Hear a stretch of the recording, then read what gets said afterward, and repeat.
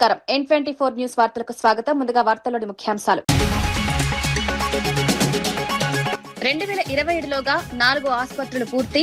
ప్రతి 6 నెలలకు ఆసుపత్రి. రేవంత్ సర్కార్ కీలక లక్ష్యం. ఉస్మానియా, అల్వాల్, ఎల్బీ నగర్, వరంగల్ ఆసుపత్రులకు డెడ్ లైన్. 16 నెలల్లో 4 ఆసుపత్రులు.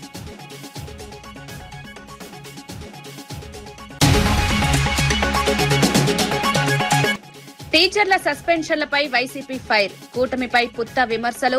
టెట్ మినహాయింపు అడగడం నేరమా అన్న పుత్త. గంట వ్యవధిలో 5 టీచర్ల సస్పెన్షన్ ఎందుకు అని ప్రశ్న. టీచర్లపై కక్ష సాధింపు ఆపేయాలని సమీక్ష చేయాలన్న వైసీపీ. టిమ్స్ ఆసుపత్రులకు తెలంగాణ ప్రముఖుల పేర్లు పెట్టాలన్న కోమటిరెడ్డి. ఎల్బీ నగర్ టిమ్స్ కు కొండ లక్ష్మణ్ బాపూజీ పేరు, అల్వాల్ టిమ్స్ కు టీఎన్జే పేరు పెట్టాలని ప్రతిపాదన. వరంగల్ ఆసుపత్రికి ప్రొఫెసర్ జయశంకర్ పేరు పెట్టాలని డిమాండ్.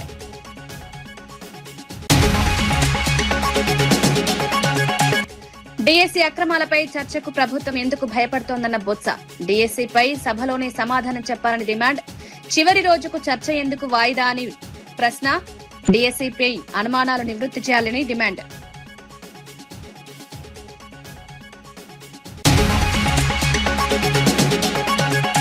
ఖర్గే అవమానంపై సంగారెడ్డిలో కాంగ్రెస్ నేతల భారీ నిరసన. ఖర్గేను అవమానించారంటూ బీజేపీపై ఫైర్.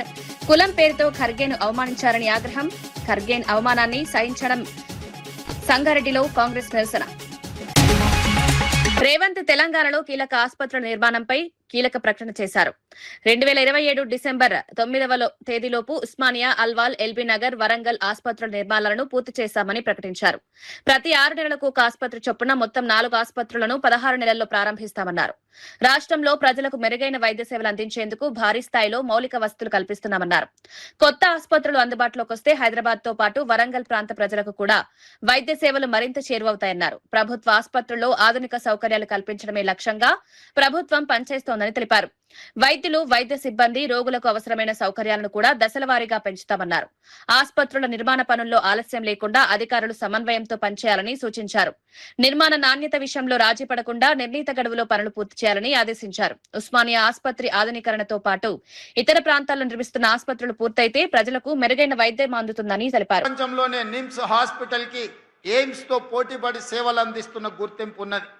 రాబోయే రోజుల్లో వీటన్నిటిని కూడా ఆ స్థాయిలో నిర్వహించి వాటికి అవసరమైన నిధుల కేటాయింపే కాదు, వాటిని నిర్వహించడంలో ఏ అపోలో, యశోద, ఏఐజీకి వెళ్తే ఎంత పరిశుభ్రంగా ఈ హాస్పిటళ్లను నిర్వహిస్తున్నారో రాబోయే రోజుల్లో ఈ హాస్పిటల్స్ని కూడా అదే స్థాయిలో నిర్వహిస్తాం.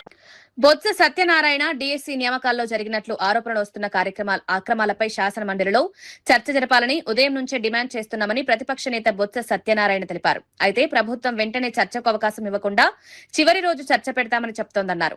డీఎస్సీ అంశంపై ప్రభుత్వం ఎందుకు వెనుకడుగు వేస్తోందని ప్రశ్నించారు. నియామక ప్రక్రియపై ప్రతిపక్షాలు అడుగుతున్న ప్రశ్నలకు ప్రభుత్వం సభలోనే సమాధానం చెప్పాలని డిమాండ్ చేశారు. డీఎస్సీ నియామకాల విషయంలో నిరుద్యోగులు, అభ్యర్థుల్లో అనుమానాలు ఉన్నాయని అన్నారు. ప్రభుత్వం పారదర్శకంగా వ్యవహరిస్తే చర్చకు భయపడాల్సిన అవసరం లేదని పేర్కొన్నారు. సభలోనే అన్ని వివరాలు వెల్లడించి అనుమానాలకు నివృత్తి చేయాలని కోరారు. చర్చను చివరి రోజుకు వాయిదా వేయడం వల్ల సమస్యకు పరిష్కారం లభించదని అన్నారు. డీఎస్సీ నియామక ప్రక్రియలో ఏవైనా తప్పులు జరిగితే బాధ్యులను గుర్తించి చర్యలు తీసుకోవాలని డిమాండ్ చేశారు. నిరుద్యోగ యువత భవిష్యత్తుతో ముడిపడిన అంశాన్ని ప్రభుత్వం సీరియస్ గా తీసుకోవాలని సూచించారు.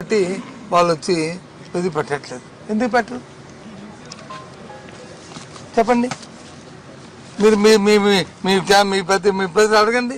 మరి రోజు రండి, డిబేట్కి రండి, చర్చిద్దాం రండి అని చెప్పారు కదా. ఏం మేము మా పర్సనల్ సరిపోవా మా సభ్యులందరూ చర్చించడానికి? మీకు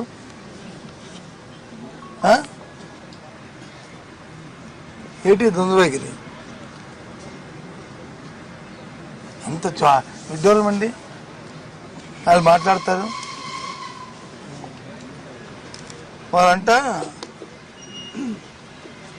ఏదైతే డిఎస్సీ బస్సులు మనం నిర్వహిస్తున్నప్పుడు ఎస్సీఆర్టీను కన్వీనర్కి బాధ్యతలు, అలాగే డిఎస్సీ కన్వీనర్ బాధ్యతలు ఎందుకంటే ఒకరినే పెట్టావు, వారొకరు వీరొకరు ఉండొచ్చు అంటే ఉంటే తప్పేటి. దేశం కొట్టిపోయింది, రాష్ట్రం కొట్టిపోయింది. ఎందుకు అక్కడ ఎక్కువ ఒకే మనిషిని పెట్టుకొని మన ఇష్టారాజ్యంగా చేసుకోవచ్చనే ఆలోచన మా తాలూకా ఇది డిమాండ్. దానికోసం ఈ అక్రమాధారణ కారణం దానికోసమే చేస్తారు మీరు. మేము వ్యక్తులను ఆపాదించట్లేదు. ఎందుకు ఎత్తున పెట్టుకోండి అంటే ఒకరిని పెడితే తప్పు ఏంటి? ఎప్పుడైనా ముందు ఎప్పుడైనా జరిగారుగా చెప్పండి. ఎప్పుడైనా జరిగితే లేదా దేశం రాష్ట్రం కొట్టుపోయిందా? ఎఫిషియెంట్ అధికారులు లేరా? చేసే మనుషులు లేరా? అందుకే అపోహలు వచ్చాయి. దాంతోపాటు ఈ నవీన్ అనే అబ్బాయి అవుట్ సోర్సింగ్ అబ్బాయి వచ్చి ఉద్యోగానికి వెళ్ళాడు. ఆ అబ్బాయి పరీక్ష రాశాడు. ఏం చెప్తారు విద్యాశాఖ మంత్రి అసెంబ్లీలో? నేను ఇప్పుడు టీవీలో చూశాను, నోట్ ఇచ్చాను, నోట్ తెప్పించుకొని చూశాను. ఏం చెప్తాడు అతను? ఆయనకు వచ్చి ఎన్ఓసి అప్లై చేయలేదు, పరీక్ష రాశాడు, అందుకే అతను పక్కన పెట్టాను. అసలు అవుట్ సోర్సింగ్ ఉద్యోగికి ఎన్ఓసి అవసరమా చెప్పండి? తిరిగిపోయి నేను నేర్చుకుంటాను, తెలుసుకుంటాను. ఏ జీవోలో ఏ చట్టం ఉందో చెప్పని తెలుసుకుంటాను. ఈ విడ్డోలో రేటు తెలుసుకుంటాను. మరి ఆయనకు వచ్చి సెకండ్ ర్యాంక్ ఇచ్చారు, మెరిట్ లిస్ట్లో పెట్టారు. మళ్ళీ తర్వాత దాన్ని మార్చారు, ఆయన ఐడీని వచ్చి బ్లాక్ చేశారు. ఎందుకు చెప్పాల్సి వచ్చింది? స్వయంగా అతనే కదా నీకు మెయిల్ ఇచ్చాడు ఆఫీస్కి, స్వయంగా అతనే కదా కోర్టుకు వెళ్ళాడు. జరిగిందని చెప్పి నేను చెప్పలే కదా. ఇదేమి వైఎస్ఆర్సీ పార్టీ ఆపాదించింది కాదు, లేదు మా కౌన్సిల్ సభ్యులు మీ ఎవరు ఆపాదించింది కాదు, లేదు వ్యక్తిగతంగా మొత్తం ఆపాదించింది కాదు. చెప్పండి, ఇది ధర్మం ఇది?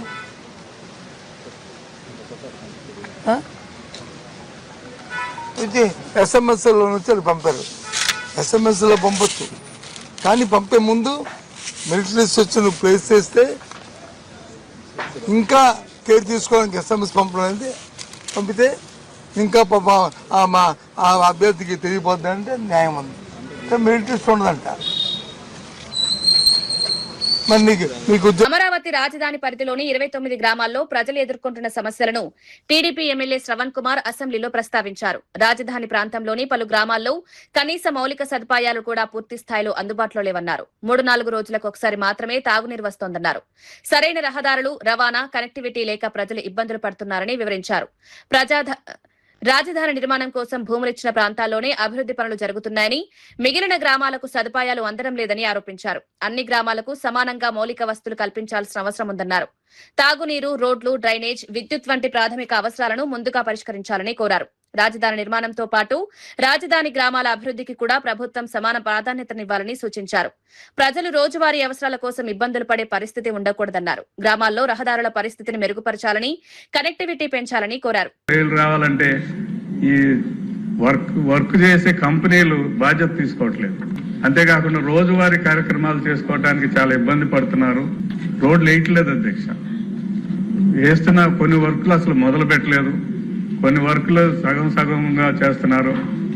ఇది చాలా ఇబ్బందికరంగా ఉంది. మొదలు పెట్టినట్టు ఎవరైతే అధికారులకు చెబుతున్నామో, జిల్లా కలెక్టర్ గాని మినిస్టర్ గారు గాని వచ్చినప్పుడు చెబుతున్నామో, చెప్పినప్పుడేమో ఒక్కరోజు 2-3 పొక్లైనర్లు తెచ్చి రోడ్డు అంతా కదిలిచ్చి వర్క్ స్టార్ట్ చేసామన్నట్టు చూపిస్తున్నారు తప్ప వర్క్ జరగట్లా. ఎప్పుడు నేను పోయిన అసెంబ్లీలో చెప్పాను అధ్యక్ష, ఈ రోజుకి చాలా రోజువారీగా హైకోర్టుకు వెళ్లేవాళ్ళు, సెక్రటేరియట్కి వచ్చేవాళ్ళు, గ్రామాల మధ్య ప్రయాణం చేసేవాళ్ళు అందరూ కూడా రోజు మెసేజ్లు పెడుతూ, ఫోన్లు చేస్తూ చాలా ఇబ్బంది పడుతున్నాం, మీరు అర్థం చేసుకోండి అని చెబుతున్నారు. దీని మీద ప్రత్యేక శ్రద్ధ పెట్టాలి. అంతేకాకుండా సిఆర్డీఏ తెలంగాణలో నిర్మిస్తున్న టిమ్స్ ఆసుపత్రులకు రాష్ట్రం కోసం పోరాడిన ప్రముఖుల పేర్లు పెట్టాలని మంత్రి కోమటిరెడ్డి వెంకటరెడ్డి ప్రభుత్వాన్ని కోరారు. శ్రీ మర్రి చెన్నారెడ్డి పేరును టిమ్స్ కు ఖరారు చేసినందుకు సీఎం రేవంత్ రెడ్డికి ధన్యవాదాలు తెలిపారు. ఎల్బీ నగర్ టిమ్స్ కు 94 ఏళ్ల వయసులో ఢిల్లీ చలిలో దీక్ష చేసిన కొండా లక్ష్మణ్ బాపూజీ పేరు పెట్టాలని విజ్ఞప్తి చేశారు. అల్వాల్ టీమ్స్ కు మాజీ సీఎం స్వర్గీయ టి అంజయ్య పేరు పెట్టాలని ప్రతిపాదించారు. వరంగల్ సూపర్ స్పెషాలిటీ ఆసుపత్రికి ప్రొఫెసర్ జయశంకర్ పేరు పెట్టాలని ముఖ్యమంత్రిని కోరారు. తెలంగాణ కోసం ఉద్యమించిన మహనీయుల పేర్లను ప్రభుత్వ ఆసుపత్రులకు పెట్టడం వారికి నిజమైన గౌరవం అవుతుందన్నారు. తెలంగాణ ఉద్యమం రాష్ట్ర సాధనలో కీలక పాత్ర పోషించిన నేతల సేవలను భవిష్యత్తు తరాలకు గుర్తుండేలా చేయాలని సూచించారు. ఆసుపత్రులకు పేరు పెట్టడం కేవలం గుర్తింపు కాకుండా వారి సేవలను ప్రజలకు పరిచయం చేసే మార్గమన్నారు.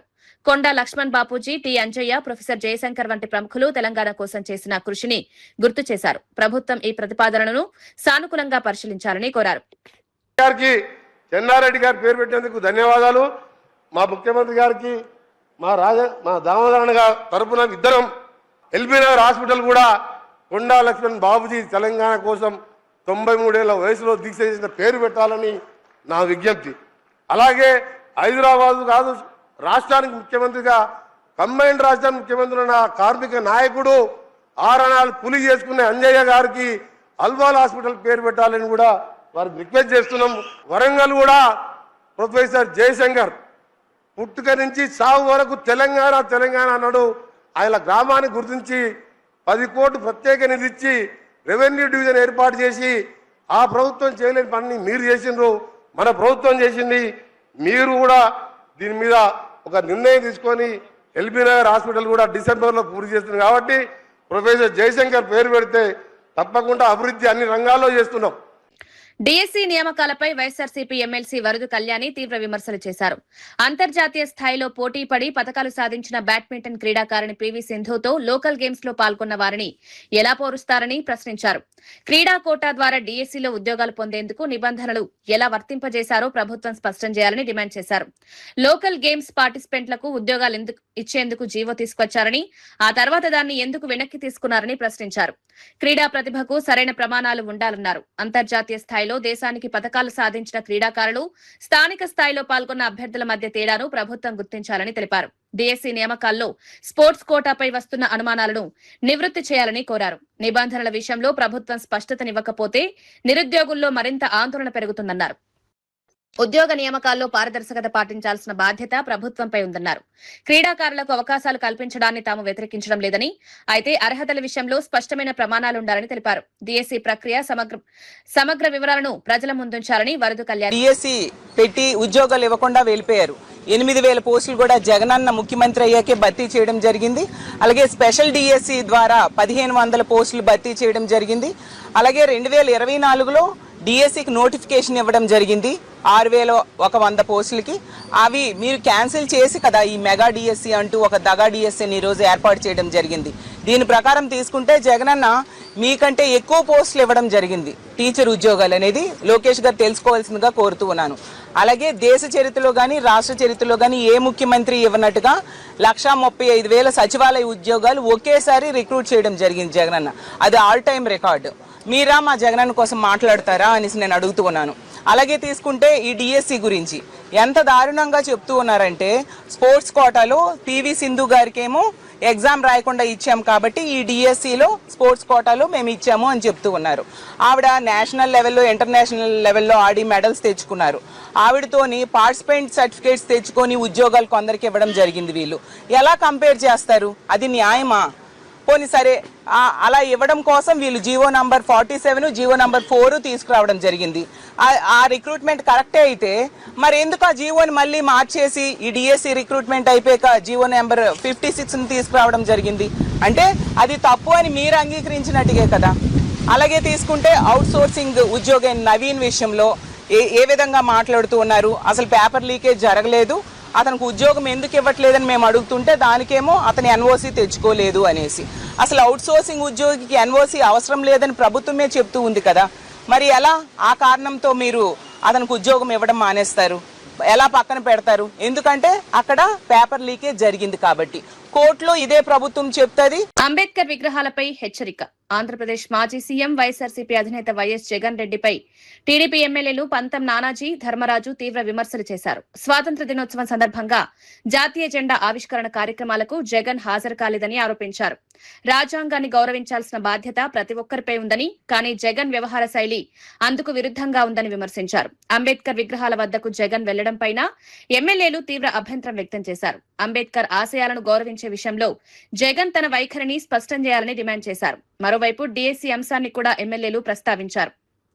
అసెంబ్లీలో ప్రజా సమస్యలపై చర్చించాల్సిన జగన్ రోడ్లపై నిరసనలు చేస్తున్నారని విమర్శించారు.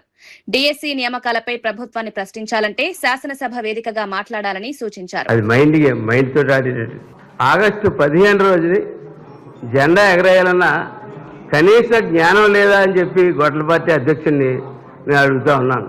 అంబేద్కర్ గారు రాసినటువంటి రాజ్యాంగాన్ని గౌరవించలేనటువంటి వ్యక్తి నువ్వు ముందు కూడా ఎక్కడ అంబేద్కర్ గారికి విగ్రహాలకి దండలు వేస్తే మటుకు మేము ఊరుకోమని చెప్పి తెలియజేస్తా ఉన్నాం. శాసనసభలోకి రండి, మీకు ఎటువంటి అపోహలు ఉన్నా ఏమున్నా చర్చిద్దాం. మీరు ఏమైనా సరే సలహాలు ఇచ్చి మంచిదైతే దాన్ని కూడా ఇంప్లిమెంట్ చేద్దాం, దేనికైనా సిద్ధంగా ఉన్నామని చెప్పడం అతను చాలా దారుణంగా, అంటే ఎవరైతే నేరస్తులు ఉంటారో, అక్రమాలు చేస్తారో, ఇల్లీగల్ యాక్టివిటీస్ చేస్తారో వాళ్ళని చూడటానికి అయితే అంటే ఎక్కడున్నా సరే దాని నుంచి ఇక్కడికి వచ్చి వాళ్ళందరికీ కూడా ఎంతో బలాన్ని చేకూర్చే విధంగా, అంటే రాష్ట్రాన్ని ఒక విధ్వంసం చేసేటట్టుగా ఆయన చేస్తున్నాడు తప్ప మన స్వతంత్ర దినోత్సవ వేడుకల్లో పాల్గొనడానికి రాకపోవడం చాలా దురదృష్టకరం. కాకినాడ జిల్లా తుని నియోజకవర్గ రైతుల సమస్యలను ఎమ్మెల్యే యనమల దివ్య అసెంబ్లీలో ప్రస్తావించారు. నియోజకవర్గంలో రైతులు ఎదుర్కొంటున్న పలు సమస్యలను ప్రభుత్వం దృష్టికి తీసుకువెళ్లారు. ఎల్నినో ప్రభావంతో వాతావరణ పరిస్థితులు మారే అవకాశం ఉందని, దీని ప్రభావం వ్యవసాయంపై పడితే రైతులు నష్టపోయే ప్రమాదం ఉందని ఎమ్మెల్యే తెలిపారు. ముందస్తు చర్యలు తీసుకుని రైతులను ఆదుకోవాలని ప్రభుత్వాన్ని కోరారు. పంటలకు సరైన నీటి లభ్యత, వాతావరణ పరిస్థితులు, మార్కెట్ సమస్యలు రైతులకు పెద్ద సవాళ్లుగా మారుతున్నాయన్నారు. రైతులకు నష్టం వాటిల్లకుండా వ్యవసాయ శాఖ అధికారులు క్షేత్రస్థాయిలో పరిస్థితులను పర్యవేక్షించాలని సూచించారు. మరోవైపు తుని నియోజకవర్గంలో కోతుల బెడద కూడా రైతులను తీవ్రంగా ఇబ్బంది పెడుతోందని యనమల దివ్య సభలో ప్రస్తావించారు. పంటలను కోతులు ధ్వంసం చేయడంతో రైతులు ఆర్థికంగా నష్టపోతున్నారని తెలిపారు. ఈ సమస్యకు శాశ్వత పరిష్కారం చూపాలని ప్రభుత్వాన్ని కోరారు. నీరు అవసరం లేని ఆరుతడి పంటలు, చిరుధాన్యాలు, పప్పు ధాన్యాలు వేసేలా రైతులకు అవగాహన కల్పిస్తున్నాం. PMDS ప్రోత్సాహకాలు, RBKల ద్వారా సబ్సిడీపై ప్రత్యామ్నాయ విత్తనాలు సరఫరా చేస్తున్నాం. కొత్త ఇరిగేషన్ పద్ధతుల ద్వారా ఆధునిక సాగును ప్రోత్సహిస్తున్నాం. 24/7 రెయిన్ఫాల్ మానిటరింగ్ రూమ్స్ ఏర్పాటు చేస్తున్నాం. క్రాప్ ఇన్సూరెన్స్ గడువును ఆగస్ట్ 31 దాకా పెంచాము. ఇదే కాకుండా అన్నదాత సుఖీభవ, ఉచితంగా వ్యవసాయ పనిముట్లు లాంటి సపోర్ట్ ప్రోగ్రామ్స్ చేస్తూ రైతులను ఎప్పటికప్పుడు ఈ కూటమి ప్రభుత్వం ఆదుకుంటుంది. అధ్యక్ష, దేశానికి రైతే రాజు. అన్నదాత ఆనందంగా ఉంటేనే మనం అందరం ఆనందంగా ఉంటాం. మనమందరం రైతు కుటుంబాల నుండి వచ్చిన వాళ్ళమే. మా తుని నియోజకవర్గం పరిస్థితి చూస్తే మొత్తం నియోజకవర్గంలో 32,260 ఎకరాలలో వరి సాగు చేస్తారు. అందులో ఎల్నినో ప్రభావం 18,000 ఎకరాలపైనే ఉంటుంది. ఈ రైతులను ఆదుకోవాలంటే పంపా రిజర్వాయర్ నుండి వెంటనే వాటర్ రిలీజ్ చేయాలి. దీర్ఘకాలికంగా పుష్కర ఎత్తిపోతల ద్వారా పంపాకు పర్మనెంట్గా నీరు అందించాలని మా తొండగి మండల రైతులు కోరుతున్నారు. అధ్యక్ష, గతంలో కూడా గౌరవ ఇరిగేషన్ శాఖ మంత్రి గారికి ఈ విషయం వినవించడం జరిగింది. ప్రత్యామ్నాయ ఉపాధి, ఎంప్లాయ్మెంట్ గ్యారంటీ స్కీమ్ ద్వారా రైతులకు ఈ క్రాప్ హాలిడే పీరియడ్లో ఉపాధి కల్పించి వారు వలసలు వెళ్లకుండా చూడాలి. ప్రత్యామ్నాయ పంటలకు విత్తనాలు ఉచితంగా ఇవ్వాలి. పశువులకు నీరు, ఉచితంగా దానా ఇచ్చి వాటిని ఆదుకోవాలి. క్రాప్ ఇన్సూరెన్స్ మొత్తాన్ని మరింత పెంచి రైతులకు వచ్చేలా చూడాలి. క్రాప్ హాలిడే పీరియడ్లో జీవన భృతికి స్పెషల్ ప్యాకేజ్ కల్పించి మా తుని ప్రాంత రైతులను ఆదుకోవాలి. అధ్యక్ష, మీ ద్వారా ప్రభుత్వానికి విన్నవించుకునేది ఏమిటంటే మా తునిలో కోతుల బెడత నుండి పంటలకు రక్షణ కల్పించాలి. ఆయిల్ ఇంజిన్కి వాడే రబ్బర్ ట్యూబ్స్ని ఉచితంగా పంపిణీ చేయాలి. ఈ కార్యక్రమాల ద్వారా మా తుని ప్రాంత రైతులు ఆదుకోవాలని మీ ద్వారా ప్రభుత్వానికి విన్నవించుకుంటున్నాను. చివరిగా అధ్యక్ష, ఇది రాజకీయాలు చేసే సమయం కాదు. కొంతమంది రాజకీయాల కోసం రైతులను రెచ్చగొట్టే ప్రయత్నాలు చేసి అబాసు పాలవుతున్నారు. రైతులకు అండగా నిలిచేది ఎప్పటికీ మన కూటమి ప్రభుత్వమే. మన ప్రియతమ ముఖ్యమంత్రి శ్రీ నారా చంద్రబాబు నాయుడు గారు రైతు పక్షపాతి. ఇది జగమెరిగిన సత్యం. అధికారులు కూడా అలసత్వం లేకుండా ప్రభుత్వం కల్పించే సహాయ సహకారాలు రైతులకు వెంటనే అందించాలని మీ ద్వారా కోరుకుంటున్నాను. ధన్యవాదాలు అధ్యక్ష. షాజహాన్ బాషా గారు. నమస్తే అధ్యక్ష. ఏఐసీసీ అధ్యక్షుడు మల్లికార్జున ఖర్గేను అవమానించేలా బీజేపీ నేతలు వ్యవహరించారంటూ కాంగ్రెస్ పార్టీ సంగారెడ్డిలో నిరసన చేపట్టింది. కాంగ్రెస్ ఎస్సీ సెల్ సంగారెడ్డి జిల్లా అధ్యక్షుడు గంగేరి శ్రీహరి ఆధ్వర్యంలో భారీ ర్యాలీ నిర్వహించారు. AICC observer Deepak Rathod, TPCC working president Jaggareddy, Nirmala Jaggareddy, Nerella Sharada, Riyaz, Duddilla Srinivas తదితరులు పాల్గొన్నారు. సంగారెడ్డి ఐబీ నుంచి ఎమ్మెల్యే క్యాంపు కార్యాలయం వరకు నిరసన ర్యాలీ నిర్వహించారు. అనంతరం పూలే, జగ్జీవన్ రామ్ విగ్రహాలకు పూలమాలలు వేసి నివాళులర్పించారు. ఉత్తరాఖండ్ లో ఖర్గే ప్రసంగించిన వేదికను మరుసటి రోజు గంగాజలంతో శుద్ది చేయడానికి కాంగ్రెస్ నేతలు తీవ్రంగా ఖండించారు. ఖర్గే దళితుడు కావడం వల్లే ఈ విధంగా అవమానించారని దీపక్ రాథోడ్ ఆరోపించారు. కుల మతాల పేరుతో దేశాన్ని విభజించే ప్రయత్నాలను అడ్డుకుంటామని కాంగ్రెస్ నేతలు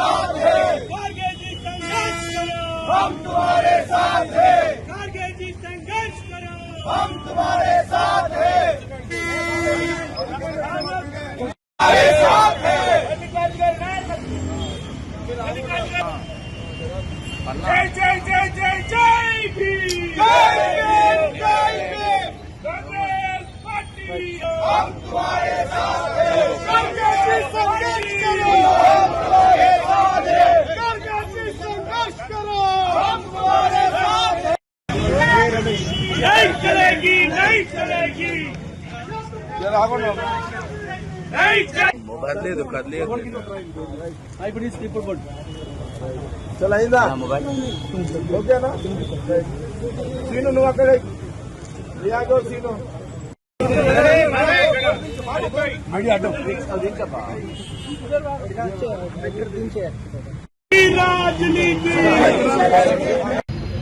हम सब ने देखा एक बहुत ही घिनौनी और एक घटिया हरकत भारतीय जनता पार्टी और आरएसएस ने उत्तराखंड के अंदर में की है, जिसे देवभूमि कहा जाता है। देवभूमि के अंदर में देवभूमि की अस्मिता को तार तार करते हुए गोडसेवादी और सावरकरवादी ताकतों ने देश में एक बार फिर से नफरत को जिंदा करके राजनीतिक रोटियां सेकने के लिए जो कार्य उन्होंने किया, घिनौना कार्य उन्होंने किया है, देश उसको कंडेम करता है। कांग्रेस पार्टी उसको पूरी तरह से खारिज करती है। आपने देखा पिछले दिनों जब किसी एक कार्यक्रम में उत्तराखंड में भारतीय राष्ट्रीय कांग्रेस के अध्यक्ष माननीय खड़गे जी, मल्लिकार्जुन खड़गे जी गए, जनसभा को संबोधित किया। सफल कार्यक्रम था, बहुत ही ज्यादा सफल कार्यक्रम था, जिससे परेशान होकर वहां की भारतीय जनता पार्टी ने उस कार्यक्रम के बाद जिस स्टेज से माननीय खड़गे जी ने भाषण दिया, उस स्टेज को दूसरे दिन आरएसएस और भारतीय जनता पार्टी के कार्यकर्ताओं ने शुद्धिकरण के नाम पर गंगा जल का छिड़काव करके एक ऐसी मानसिकता 21वीं सदी में दिखाई है, जो जब हम 21वीं सदी में मंगल पर जाने की बात कर ప్రకాశం జిల్లా అద్దంకి పోలీస్ స్టేషన్ పరిధిలోని సంఖవరప్పాడు గ్రామంలో జరిగిన రోడ్డు ప్రమాదంపై జిల్లా ఎస్పీ వి హర్షవర్ధన్ రాజు కీలక వివరాలు వెల్లడించారు. ఆగస్టు 16న సాయంత్రం జరిగిన ప్రమాదంలో కారు ఆటో ఢీకొనడంతో ఆటోలో ప్రయాణిస్తున్న నలుగురికి గాయాలయ్యాయని తెలిపారు. ప్రమాదం జరిగిన వెంటనే బల్లికురవ ఎస్ఐ నాగరాజు, సంతమాగులూరు ఎస్ఐ నాగమల్లేశ్వరరావు స్పందించి 108 అంబులెన్స్ కు సమాచారం అందించారన్నారు. అంబులెన్స్ వచ్చే వరకు సంఘటనా స్థలంలోనే ఉండి గాయపడిన వారిని ఆసుపత్రికి తరలించారని వివరించారు. అనంతరం ఆసుపత్రికి వెళ్లి క్షతగాత్రుల పరిస్థితిని కూడా పరిశీలించారని తెలిపారు. ఎస్ఐలు మద్యం మత్తులో ఉన్నారని, ప్రమాదం తర్వాత అక్కడి నుంచి వెళ్లిపోయారని, ప్రజలతో అమర్యాదగా ప్రవర్తించారని జరుగుతున్న ప్రచారంలో వాస్తవం లేదని ఎస్పీ స్పష్టం చేశారు. దీనికి సంబంధించిన వీడియోలు, ఆధారాలు పోలీసుల వద్ద ఉన్నాయన్నారు. మరోవైపు ప్రైవేట్ వాహనంలో గంజాయి, మద్యం సీసాలు లభించడంతో కేసు నమోదు చేసిన చట్ట ప్రకారం చర్యలు తీసుకుంటున్నామని తెలిపారు.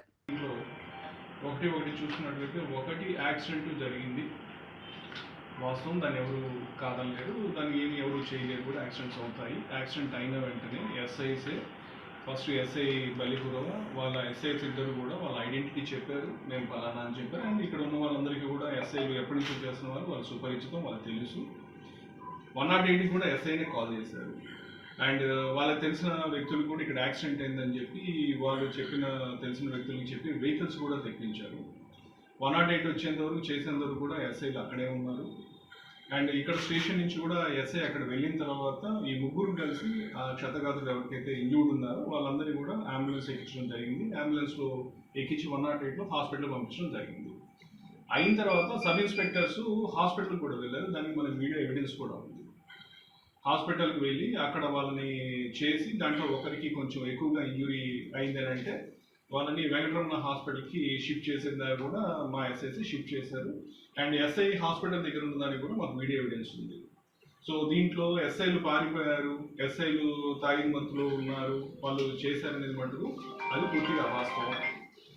అది కరెక్ట్ కానే కాదు. నంబర్ 1 తాగారు, ఎస్ఐలు తాగిన మత్తులో అన్నారు. సిగరెట్ దిగగానే సిగరెట్ తాగారన్నారు. అది చేసే టైంలో మా అద్దంకి ఎస్ఐ గారు కూడా అక్కడే ఉన్నారు. అది కూడా పూర్తిగా అవాస్తవం. మూడో విషయము, బండిలో గాంజా ఉంది, ప్రైవేట్ వెహికల్లో వస్తున్నారంటే అవును, అందరికి తెలిసిన విషయం. వాళ్ళు అక్కడి నుంచి టెంపుల్ నుంచి వస్తున్నారు, వాళ్ళు టెంపుల్కి వెళ్ళారు, టెంపుల్ నుంచి వస్తున్నారు. వచ్చిన క్రమంలో మా ఇన్ఫర్మేషన్ దానికి సంబంధించి గాంజా, ఒక కేసుకి సంబంధించిన గాంజా మా వాళ్ళు సీజ్ చేశారు గాంజా. సో సీజ్ చేసిన గాంజా వెహికల్లో ఉంది. ఆ లిక్కర్ బాటిల్ కూడా సీజ్ చేశారు, లిక్కర్ బాటిల్ కూడా వెహికల్లో ఉంది. సో దానికి సంబంధించినవన్నీ కూడా నేను కేసు రిజిస్టర్ చేస్తాం, అది కోర్టులో ప్రొడ్యూస్ చేస్తాం. దానికి సంబంధించి ప్రాపర్గా విచారణ చేసి దానికి సంబంధించి కోర్టుకి అన్ని కూడా డీటెయిల్స్ ఇస్తాము. తర్వాత తాగిన మత్తు, ఇద్దరు ఎస్ఐలు తాగారని కూడా పూర్తిగా వాస్తవం. తాగిన వారైతే అక్కడే ఉండి చాలాసేపు వాళ్ళతో మాట్లాడడం జరిగింది. ఎక్కడ కూడా ఎవరితోటి కూడా వాళ్ళు హార్ష్గా బిహేవ్ చేసింది లేదు, ఎవరితోటి కూడా గొడవ పెట్టుకుంది లేదు, ఎవరితోటి దురుసుగా ప్రవర్తించింది లేదు. 108 కాల్ చేసి రెస్పాన్సిబుల్గా వాళ్ళు రెస్పాన్సిబిలిటీ తీసుకొని హాస్పిటల్ షిఫ్ట్ చేయడం, వాళ్ళు హాస్పిటల్ చేయడం అనేది జరిగింది. సో ఈ 4 విషయాలు ఏదైతే కొంచెము పోలీసు వాళ్ళ యొక్క దీని మీద చెప్తున్నా 4 కూడా కరెక్ట్ కదా, దబాసం అని చెప్పి తెలియజేస్తున్నాం. అయితే ఇంకా దీంట్లో ఈ ప్రభుత్వ ఉద్యోగులు, ఉపాధ్యాయులపై కూటమి ప్రభుత్వం కక్ష సాధింపు చర్యలకు పాల్పడుతోందని వైఎస్ఆర్సీపీ రాష్ట్ర అధికార ప్రతినిధి పుత్త శివశంకర్ రెడ్డి ఆరోపించారు. గంటల వ్యవధిలోనే 5 ఉపాధ్యాయులను ఎందుకు సస్పెండ్ చేశారని ప్రశ్నించారు. ఇన్ సర్వీస్ టీచర్లకు టెట్ నుంచి మినహాయింపు కోరడం నేరమా అని నిలదీశారు. ప్రభుత్వ ఉపాధ్యాయులు తమ న్యాయమైన డిమాండ్ల కోసం మాట్లాడితే వారిపై చర్యలు తీసుకోవడం సరికాదన్నారు. ఉపాధ్యాయులు విద్యార్థులకు బోధన అందించడంతో పాటు విద్యా వ్యవస్థలో కీలక పాత్ర పోషిస్తున్నారని గుర్తు చేశారు. వారి సమస్యలను చర్చల ద్వారా పరిష్కరించాల్సిన ప్రభుత్వం సస్పెన్షన్లకు దిగడం దారుణమని విమర్శించారు. ఉద్యోగుల హక్కులను గౌరవించాలని డిమాండ్ చేశారు. టెట్ నిబంధనలపై ప్రభుత్వం స్పష్టమైన విధానం ప్రకటించాలని కోరారు. ఇన్ సర్వీస్ టీచర్ల సమస్యలను పరిశీలించి వారికి న్యాయం చేయాలన్నారు. ప్రభుత్వ ఉద్యోగుల్లో భయాందోళనలు సృష్టించేలా చర్యలు తీసుకోవడం సరికాదని విమర్శించారు. ఉపాధ్యాయులు తమ సమస్యలను చెప్పుకునే హక్కు ఉందన్నారు. విద్యారంగాన్ని బలోపేతం చేయాలంటే ఉపాధ్యాయులతో ప్రభుత్వం సమన్వయంగా పనిచేయాలని సూచించారు. ఎన్డీఏలో భాగస్వామిగా మీరే కదయ్యా ఉండేది. అసెంబ్లీలో తీర్మానం చేసి కేంద్రంపై ఒత్తిడి ఎందుకు తీసుకురాలేకపోతున్నారు? మీరు చేయాల్సిన పని మీరు చేయలేదు. సీనియర్ టీచర్ల సమస్యను గాలికి వదిలేశారు.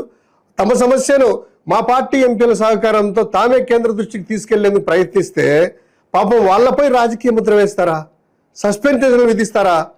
మీరు చేయలేని పని వాళ్ళు చేయడానికి ప్రయత్నించడమే తప్పయ్యా చంద్రబాబు నాయుడు గారు. వినతి పత్రం ఇవ్వడమే నేరమా? దానికి సస్పెన్షన్ విధిస్తారా? ఒక సమస్య పరిష్కారానికి ప్రభుత్వము అదే సమస్యను రాజకీయ కోణంలో చూసి టీచర్లను రాజకీయాలకు అంటగట్టడం అనేటువంటిది దారుణం. ఇంత దిగజారి వ్యవహరిస్తారా ప్రభుత్వంలో ఉన్నటువంటి పెద్దలు? ఉద్యోగుల విషయంలో మీ మోసం కూడా ఇదే స్థాయిలో ఉంది. మేనిఫెస్టో ఉద్యోగులకు ఇచ్చిన హామీలన్నింటినీ కూడా గాలికి వదిలేశారు. ప్రభుత్వం ఇచ్చినటువంటి ఇమ్మీడియట్గా ఐఆర్ ప్రకటిస్తామని చెప్పారు. మెరుగైన పిఆర్సీ ఇస్తామన్నారు. ప్రభుత్వం వచ్చి మూడో ఏడాది నడుస్తామని, ఆల్మోస్ట్ 3 ఏళ్ళు అవుతుంది.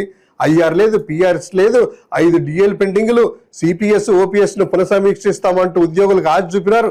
చివరికి సిపిఎస్కు ప్రత్యామ్నాయంగా మేము ప్రకటించినటువంటి, అంటే మా ప్రభుత్వం ప్రకటించినటువంటి జీపీఎస్ను కూడా అమలు చేయకుండా ఉద్యోగుల్ని త్రిశంకు స్వర్గంలో పెట్టారు.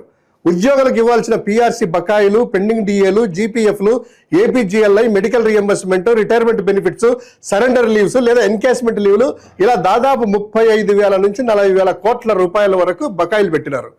తమకు న్యాయంగా రావాల్సిన డబ్బుల కోసం ఉద్యోగులు ఎదురు చూస్తా అంటే ఒక్క పైసా ఇవ్వరు కానీ వాళ్ళని సస్పెన్షన్లు చేసేసి బహుమానంగా ఇస్తున్నారా? ఇదేనా ఉద్యోగుల పట్ల మీరు ఇచ్చేటువంటి గౌరవం? ఇదేనా టీచర్ల పట్ల మీ బాధ్యత? అధికారం ఉందనే అహంకారంతో, నియంతృత్వ విధానాలతో మీరు చెలరేగపోతున్నటువంటి తీరును ప్రజలు గమనిస్తున్నారయ్యా చంద్రబాబు నాయుడు గారు. చివరకు మీ నీడను కూడా మీరు భరించలేని స్థాయికి వెళ్ళిపోయారు. వెంటనే 5 టీచర్లపై విధించినటువంటి సస్పెన్షన్ని ఎత్తివేయండి. వారికి క్షమాపణ చెప్పి చేసినటువంటి తప్పును సరిదిద్దుకోండి. లేకపోతే ఈ అంశాన్ని అత్యంత సీరియస్గా వైఎస్ఆర్ కాంగ్రెస్ పార్టీ తీసుకుంటుంది. ఈ అన్యాయమైన సస్పెన్షన్లను సవాల్ చేసే కార్యక్రమంలో ఆ టీచర్లకు న్యాయపరంగా కూడా మా పార్టీ అండగా ఉంటుంది.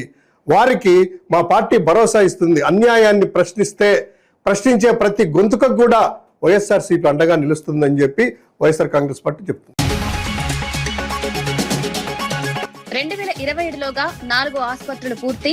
ప్రతి 6 నెలలకు ఆసుపత్రి రేవంత్ సర్కార్ కీలక లక్ష్యం. ఉస్మానియా, అల్వాల్, ఎల్బీ నగర్, వరంగల్ ఆసుపత్రులకు డెడ్ లైన్ 16 నెలల్లో 4 ఆసుపత్రులు.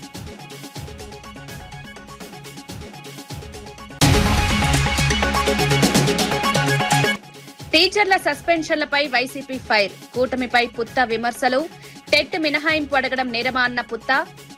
గంట వ్యవధిలో 5 టీచర్ల సస్పెన్షన్ ఎందుకు అని ప్రశ్న. టీచర్లపై కక్ష సాధింపు ఆపేయాలని సమీక్ష చేయాలన్న వైసీపీ.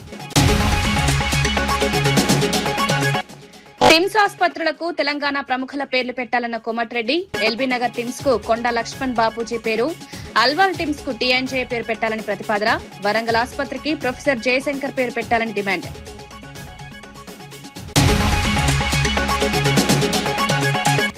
డిఎస్సీ అక్రమాలపై చర్చకు ప్రభుత్వం ఎందుకు భయపడుతోందన్న బొత్స. డిఎస్సీపై సభలోనే సమాధానం చెప్పాలని డిమాండ్. చివరి రోజుకు చర్చ ఎందుకు వాయిదా అని ప్రశ్న. డిఎస్సీపై అనుమానాలు నివృత్తి చేయాలని డిమాండ్.